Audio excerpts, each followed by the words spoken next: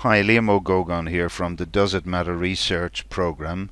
Welcome back to the third and final part of my recording with Tony Duns from the CSO on the 22nd of April last, when Tony rang me at 11:28.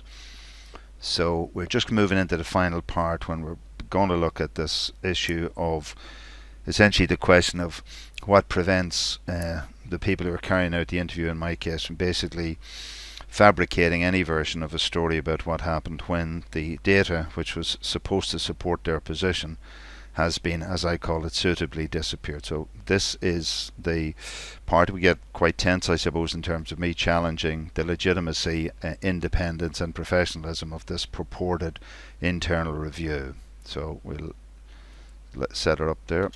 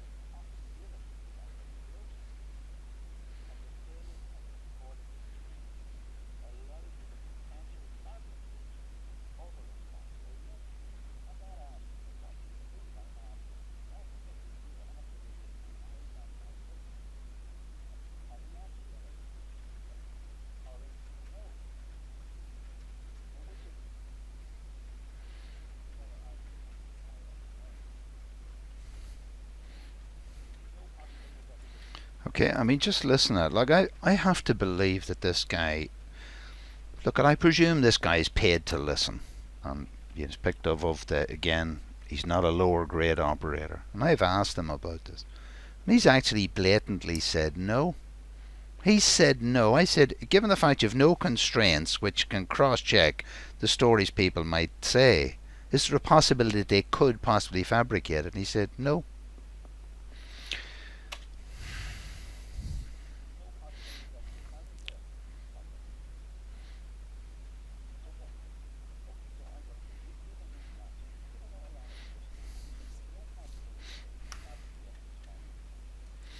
I just want to say to you again, I can see myself now. I was obviously part of that conversation, but it's almost a month ago now, and I've had obviously time to reflect on it and to integrate or digest out into my system. And I said, look, there's no way, given what I've seen of this guy already, that anybody could have any trust that this person would either have the professional or personal integrity or critical thinking mind or skill sets or whatever to carry out a professional review of this. That letting this guy near a review would just contaminate any possibility of a truth ever emerging.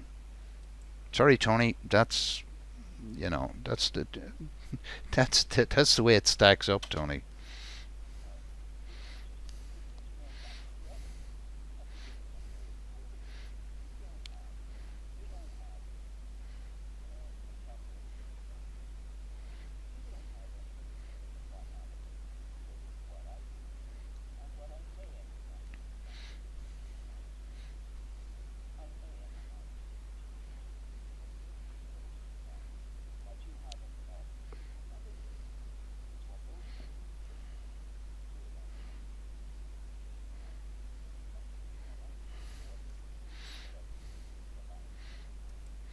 Actually, that's interesting. It just strikes me then, this is the 17th to the 5th. We have a 2-in-1 situation. We would have the story and the word of two employees of the CSO with all the gravitas that goes along with that, officials, who therefore would have a position.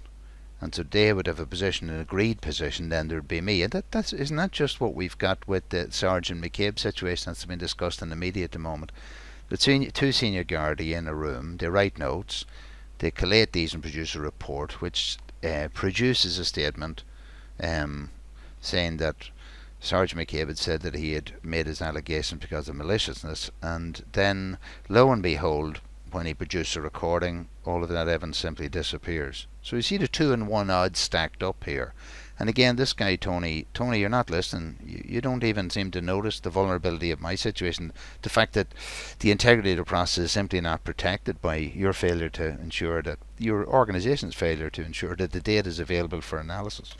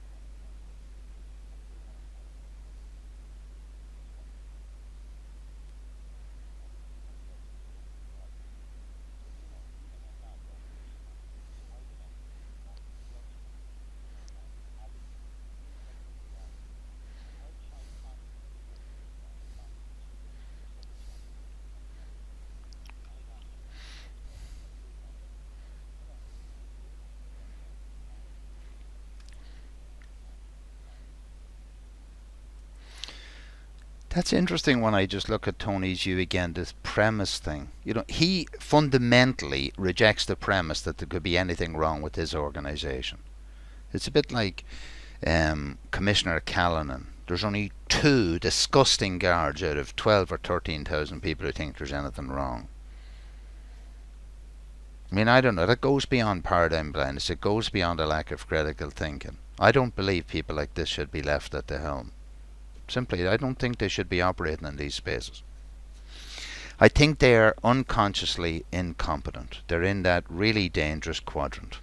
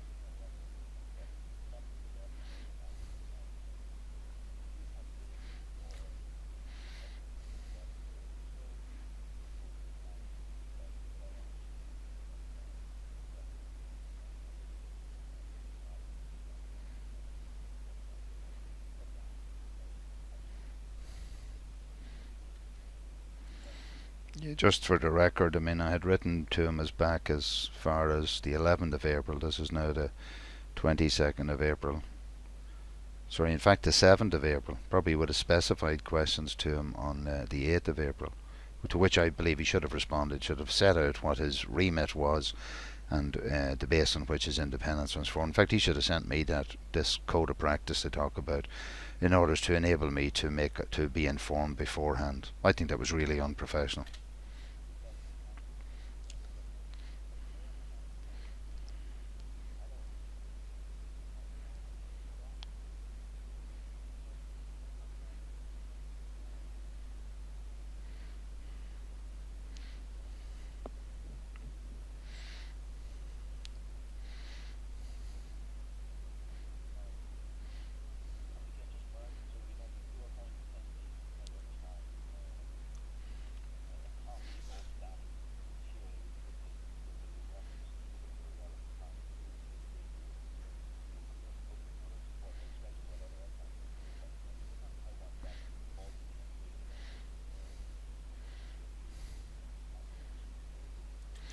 Okay, again, just for the record, guys, this is the 17th of the 5th, the 17th of May.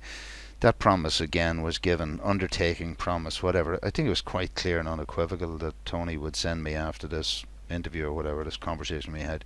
This is the second time he's promised to send me the link to this or to the code of practice document. He did not do so.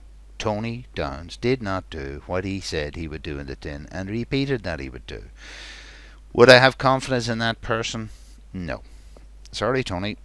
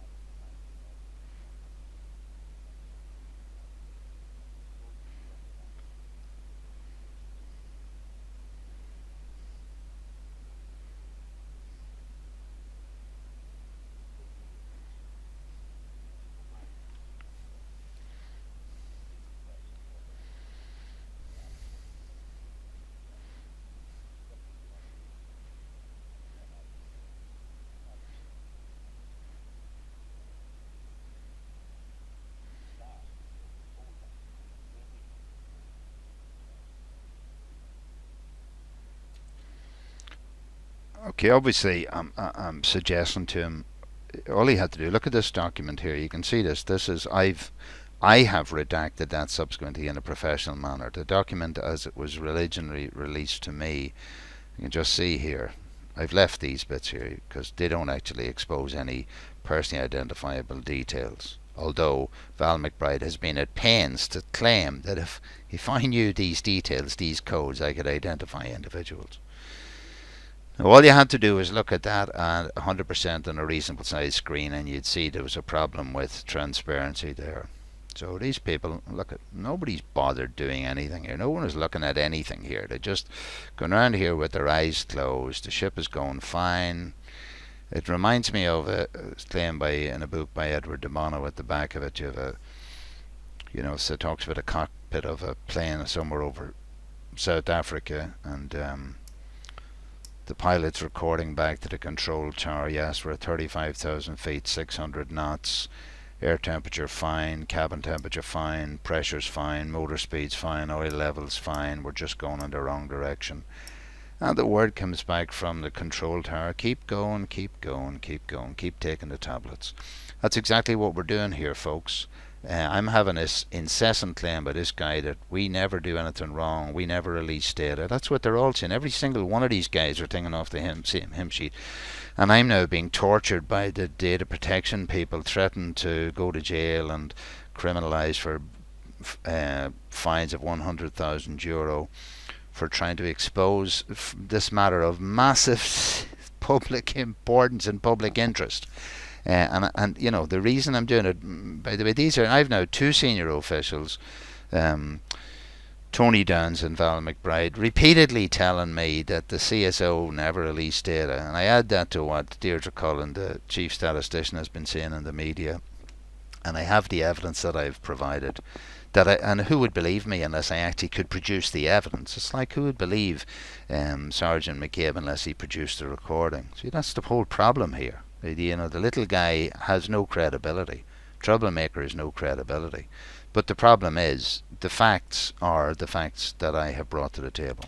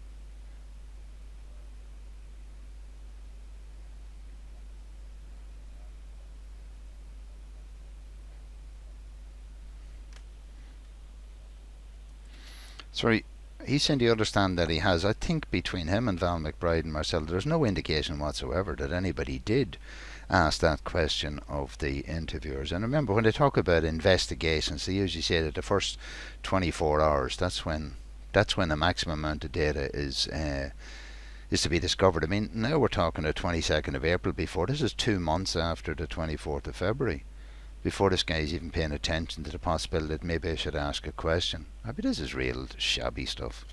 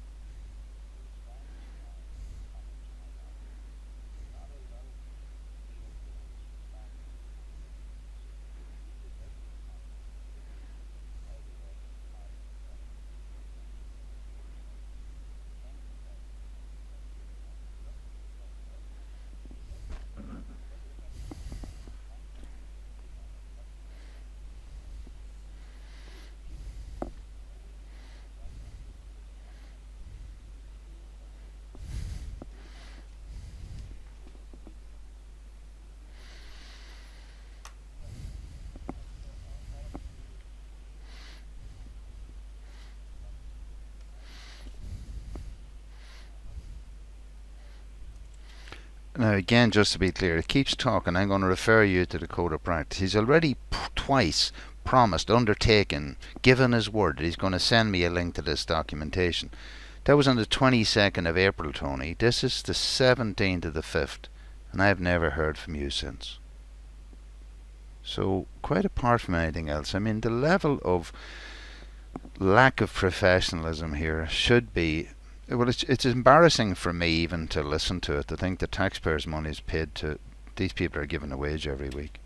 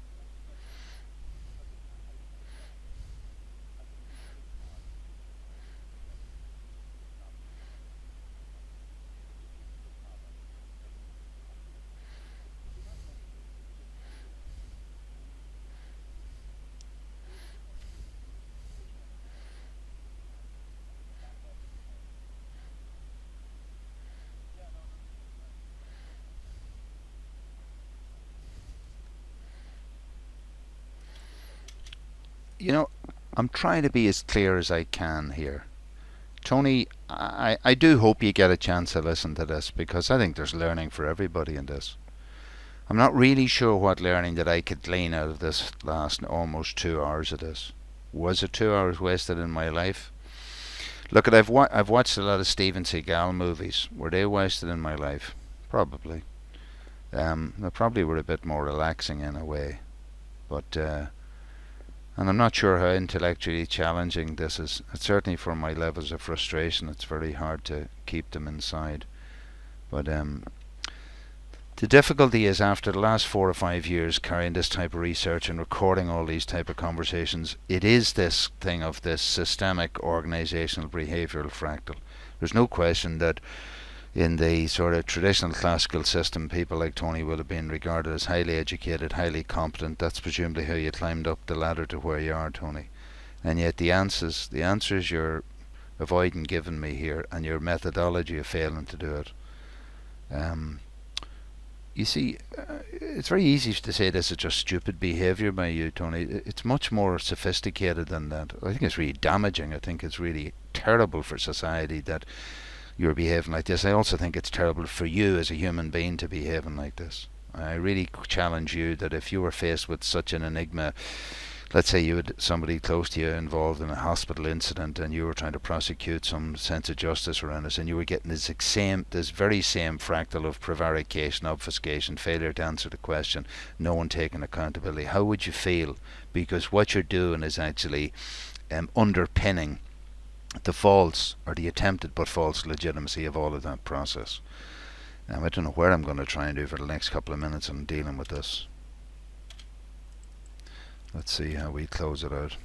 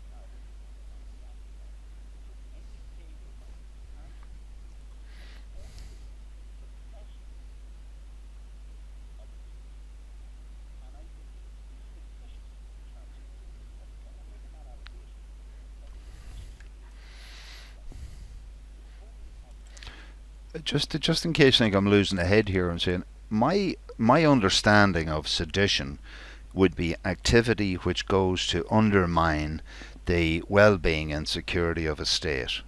So, in that broadest sense, I absolutely believe that this type of behaviour is seditious in that it fundamentally undermines the stability, the effectiveness, the integrity of the state and its apparatus. So I make no bones about that. I've said there that it's professional obfuscation. I mean, there is no reasonable way in the world that this person would not understand the concepts that I've pointed out to him. And certainly the number of times I pointed out to him, it's not reasonable to suggest that he didn't get it. I mean, he'd all the time in the world ask me, what do you mean by this little piece? Or he keeps saying he understands what I'm saying.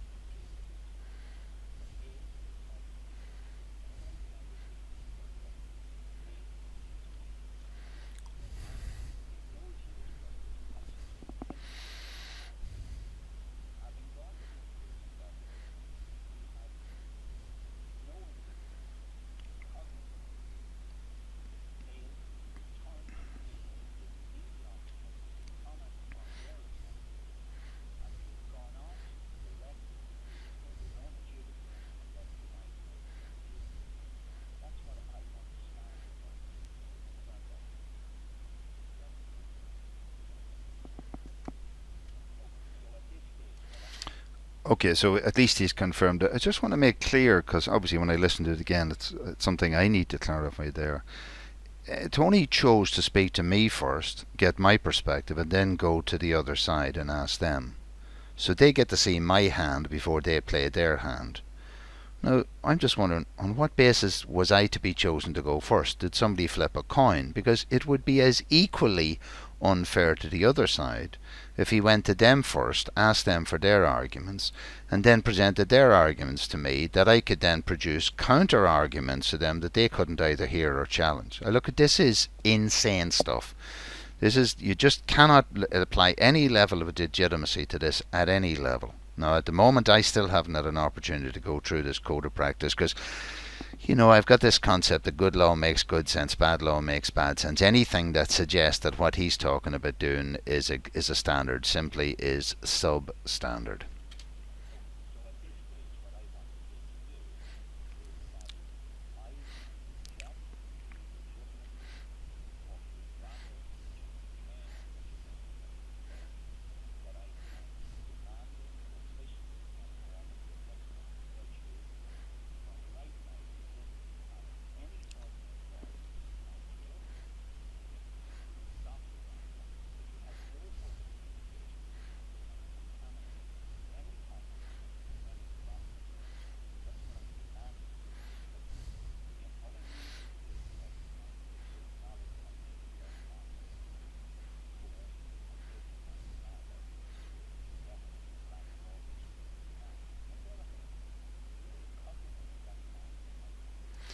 I think it's important here, just in case we end up with Tony deciding that he's going to interpret me saying to him to desist from any further involvement, that he had no obligation to send me the links to the code of practice that he twice said he would do.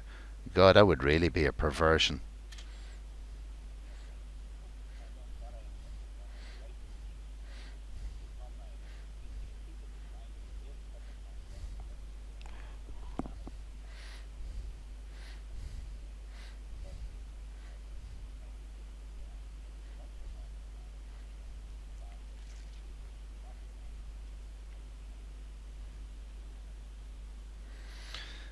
Now, that's a sudden cut, as you can hear it there. Look at what happened here. So the line cut dead there at 2 minutes and 59 seconds. Just cut dead. No idea why it happened. I have to presume, like, I can't I can't state that Tony killed the call. I certainly didn't. It might have happened for some technical aberration. What I can absolutely say is that I remained on message and available for the next half an hour. I never heard back from Tony Downs. He never rang me back, as I have a very basic professional expectation that seeing that he rang me in relation to this, that the very minimum he should have done was to ring me back and confirm whether our business was complete, because it just ended up in mid-sentence. Listen. So he never did this. I have never heard back from Tony Downs since then. Okay, so what do I think should have happened, quite apart from anything else? I would have expected that Tony Downs would have done a rap, would have produced a report, and he would have stated, this guy says, I've told him the game, I've told him the rules, etc., reported what he had done, and he would sign it off and says, I cannot complete this exercise or whatever. But there should be a report, and it should have been done within a reasonable time frame so that the information would be live and credible. And that I have heard nothing about whether this is available. So just the next update, I suppose, I just want to show you what that is. I have to go over to my emails. Okay, just going into my emails then, I received from Ken Kennedy, the Customer Relations Officer in the CSO, on the 11th of May, that's 4 or 5 days ago, at 16:36, the following document. He says, as discussed, I have requested an update from Tony Downs regarding the current status of the review of the recruitment process. So I contacted and called Ken Kennedy and asked him, look, what's an update? I haven't heard anything back from Tony Downs. I need an update. Now, he said, it has been indicated to me that in relation to your conversation with Mr. Downs on 22nd of April, see that roundabout way, it has been indicated to me. That tells me very little. Who indicated it to you, Ken? Was it Mr. Downs? So I'm going to make a presumption that Mr. Downs communicated with Ken Kennedy to say that in relation to my conversation, which I've just recorded for played back for you people, you indicated that you did not accept the process as set out in the Code of Practice on appointments to positions in the civil service and public service, and accordingly it will not be progressed further. Now, folks, you can listen to that program again and again and again and again. No matter how often you will be clear on one thing. I didn't know what was in this Code of Practice. That man, Tony Downs, on 2 separate occasions, undertook, promised, gave his word, committed to send to me the link to that document. So I'm now see the way it's been twisted, apparently, and I have to read. Mr. Downs is now claiming that I did not accept the process. I don't know what the process is. I specifically said that I do not accept a process which simply didn't allow for the concept of the other side must be heard audi alteram partem to be properly processed. And now the gas part of it is, look at this. Now this man says, I have also attached a link to the Commission on Public Service Appointments Code of Practice. So now he's sending me the Code of Practice that I'm supposed to have been cognizant of and aware of when I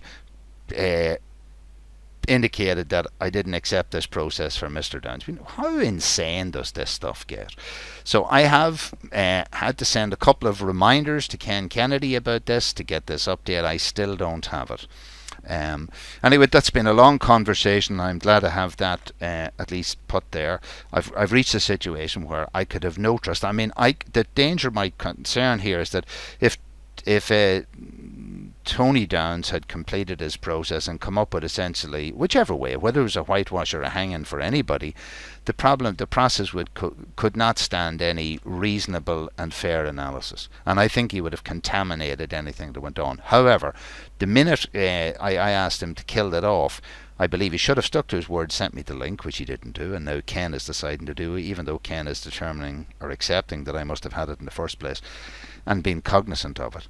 And then the second thing is that I'm also, I believe Tony Downs should have written up his report, and it should have been signed, sealed and passed on to his superior, whoever his superior or whoever mandated him to do the job, and that should now be available to me to review. So anyway, in the meantime, thanks for joining me once again on this lengthy episode on the Does It Matter research program. From Liam O'Gogan, thank you.